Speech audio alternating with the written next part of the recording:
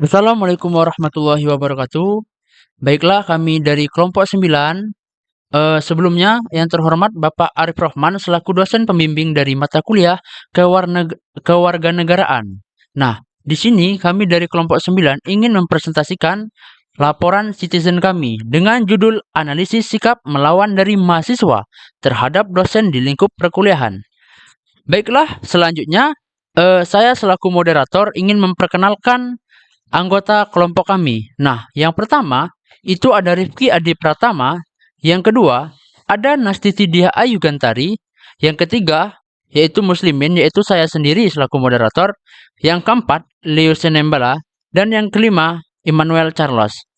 Baiklah, di sini saya akan membagi urutan presentasi. Yang pertama akan dibacakan oleh Rifki Adi Pratama, yang kedua Nastiti, yang ketiga Leo, dan yang keempat Immanuel, dan yang terakhir saya. Oke, kepada saudara Rifki kami persilahkan.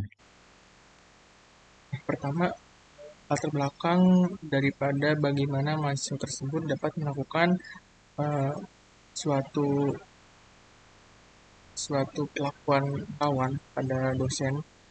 Jadi latar belakang itu em, bisa saja mahasiswa tersebut melakukan tindakan melawan terhadap dosen, bisa saja karena suatu perbedaan pandangan, lalu ketidakpuasan mahasiswa terhadap metode pengajaran atau penilaian, lalu ketidaksetujuan terhadap kebijakan akademik atau perasaan tidak adil. Nah, jadi em, bisa saja mahasiswa tersebut melakukan perlawanan dari berbagai faktor, kan?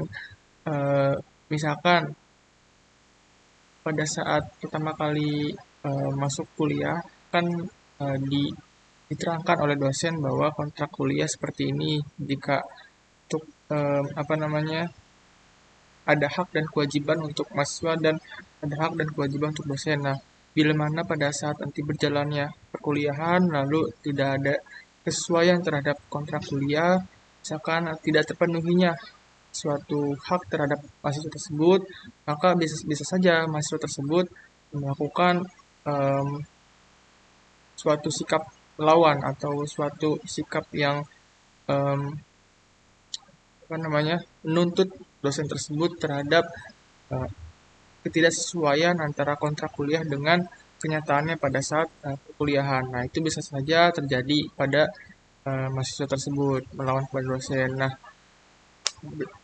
dan juga misalkan dalam suatu forum diskusi antara mahasiswa dengan dosen, misalkan dalam beberapa hal, bisa saja em, mahasiswa melawan kepada dosen pada saat em, dalam forum diskusi tersebut ada suatu perbedaan pandangan dalam konteks eh, suatu hal.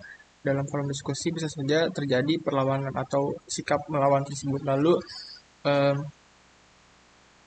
contoh yang ketiga, misalkan dalam penilaian di akhir semester, misalkan ada mahasiswa yang pintar, dia sering mengerjakan tugas, sering eh, aktif dalam tanya jawab di dalam kelas, namun pada saat penilaian di akhir semester, dia merasa tidak adil pada nilai yang diberikan oleh dosen.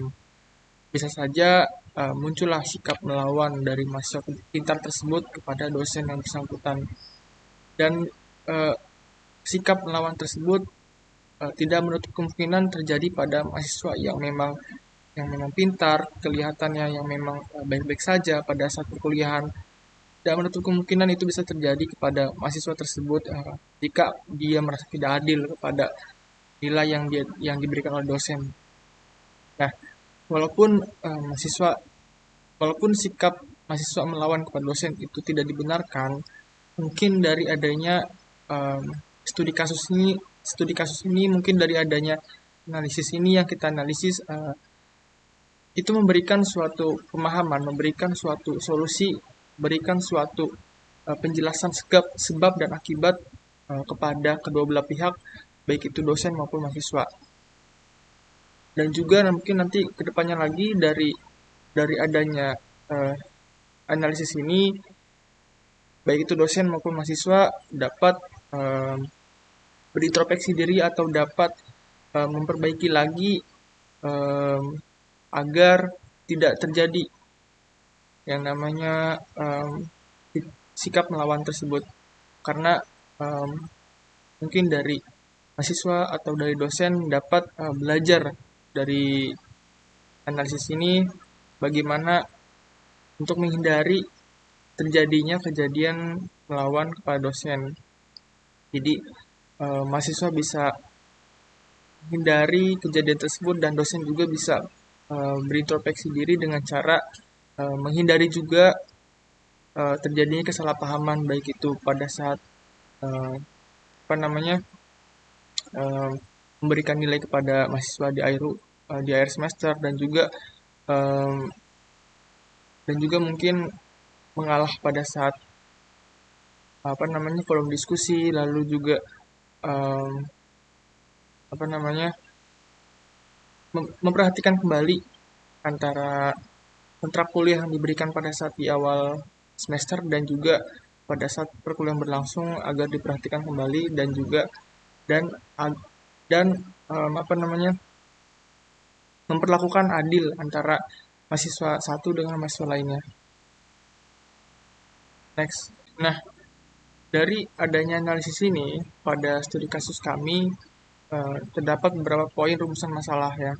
Yang pertama, apa sih penyebab mahasiswa melakukan tindakan melawan kepada dosen?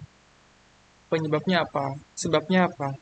Kenapa itu bisa terjadi? Nah, lalu apakah itu terjadi di lingkungan sekitar kita? Baik itu saya, baik itu kami maupun teman-teman lainnya.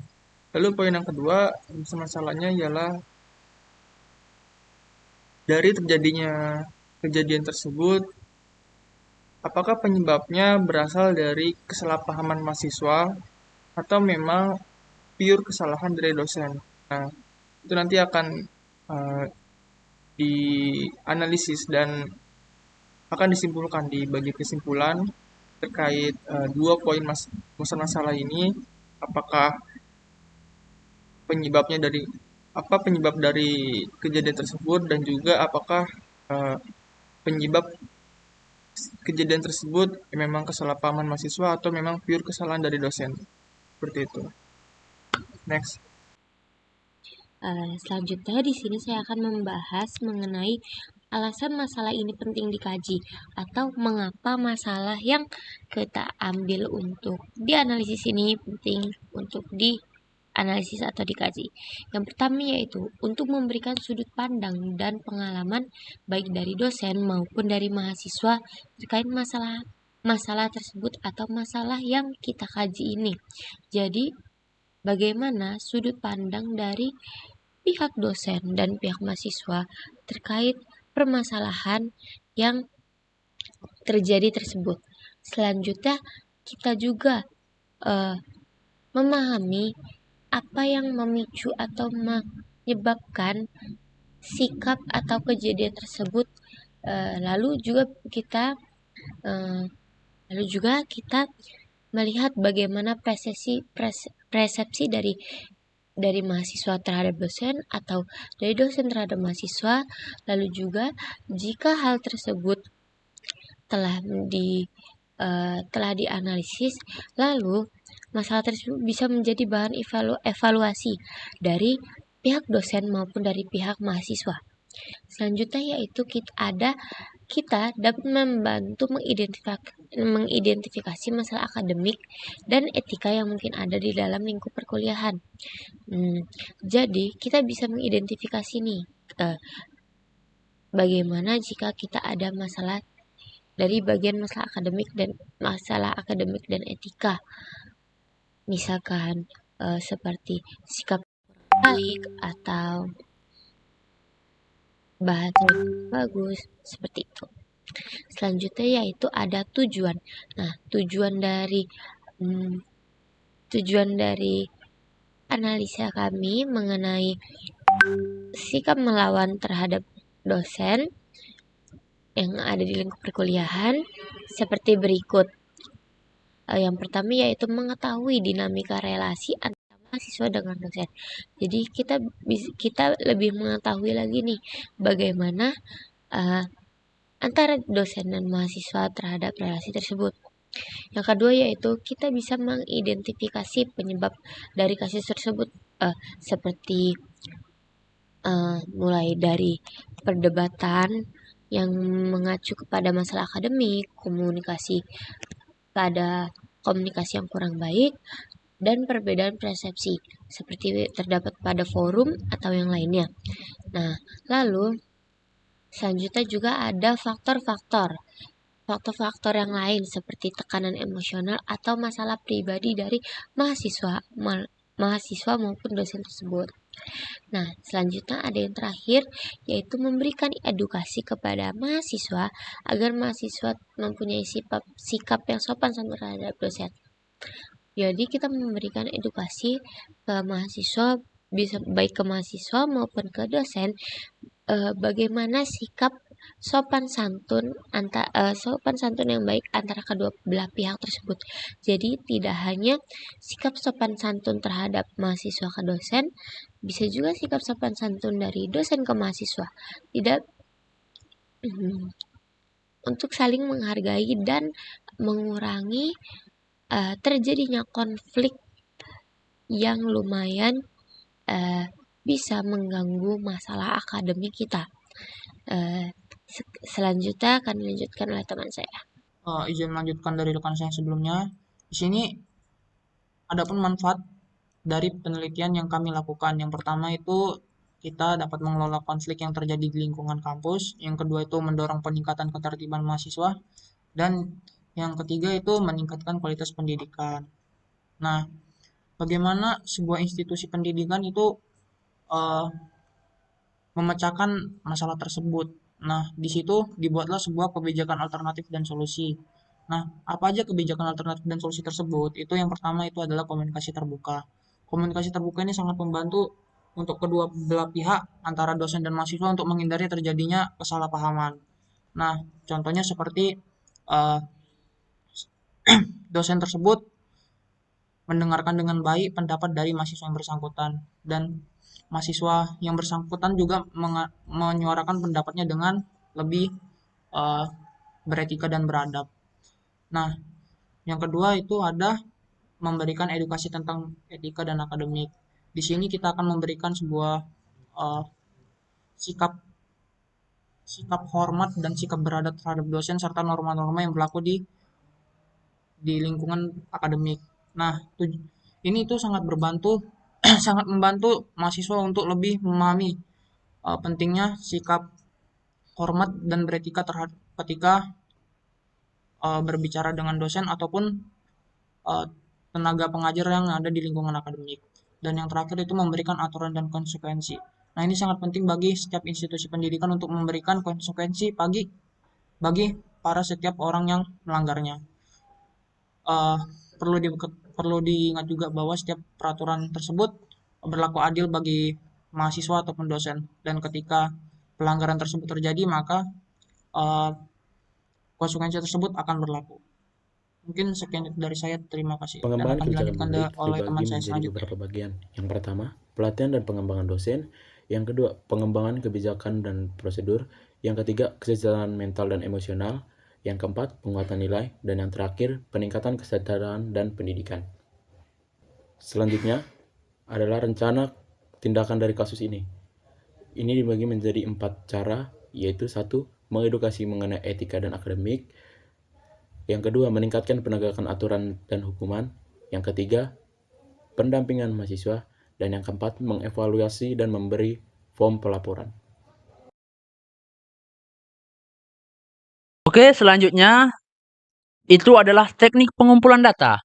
Jadi, di sini kami menggunakan teknik pengumpulan data di mana data yang kami lakukan atau kami ambil dengan mengumpulkan data dari berbagai narasumber yang ada di kampus Institut Teknologi Sumatera. Nah, ada beberapa narasumber yang saya ambil atau saya wawancarai. Nah, di antaranya adalah mahasiswa dan dosen.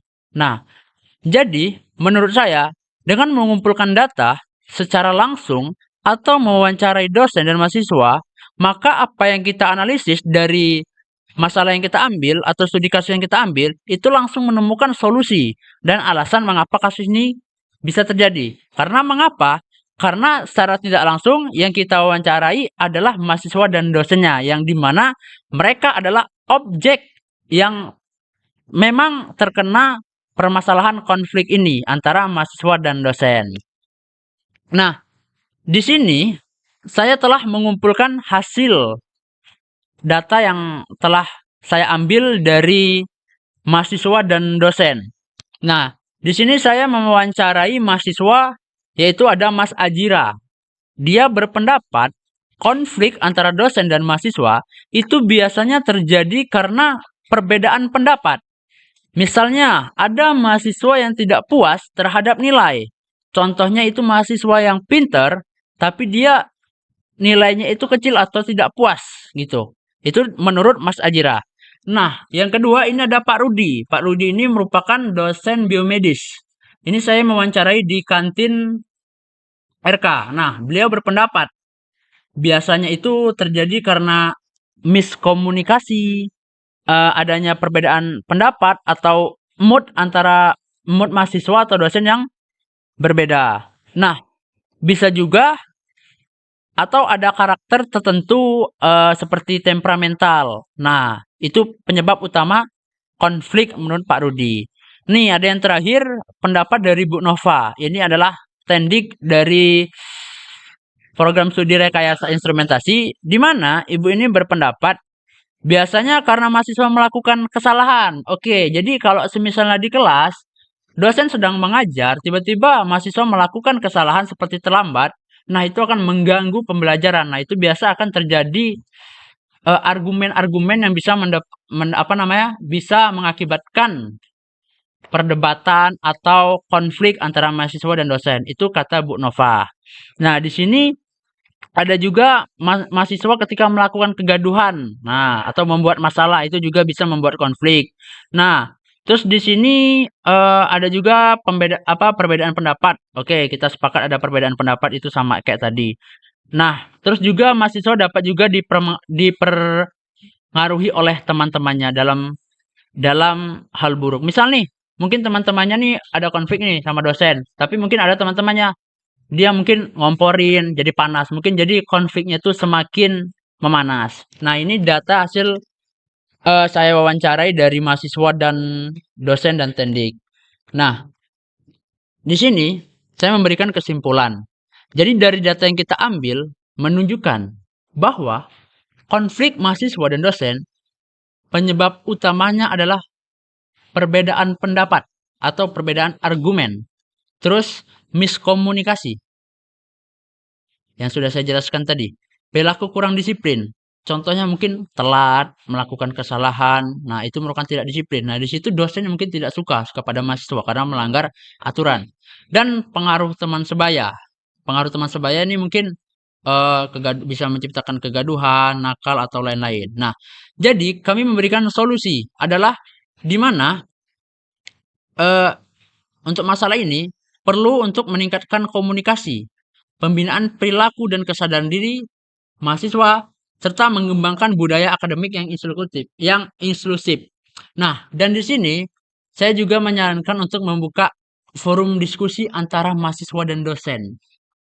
Misal terjadi konflik, kita buka forum itu untuk menyelesaikannya agar tidak masalahnya berlarut-larut. Nah, mungkin itu saja yang saya dapat sampaikan dan kurang lebih dari kelompok kami. Saya selaku moderator mohon maaf, saya akhiri. Wassalamualaikum warahmatullahi wabarakatuh. Terima kasih.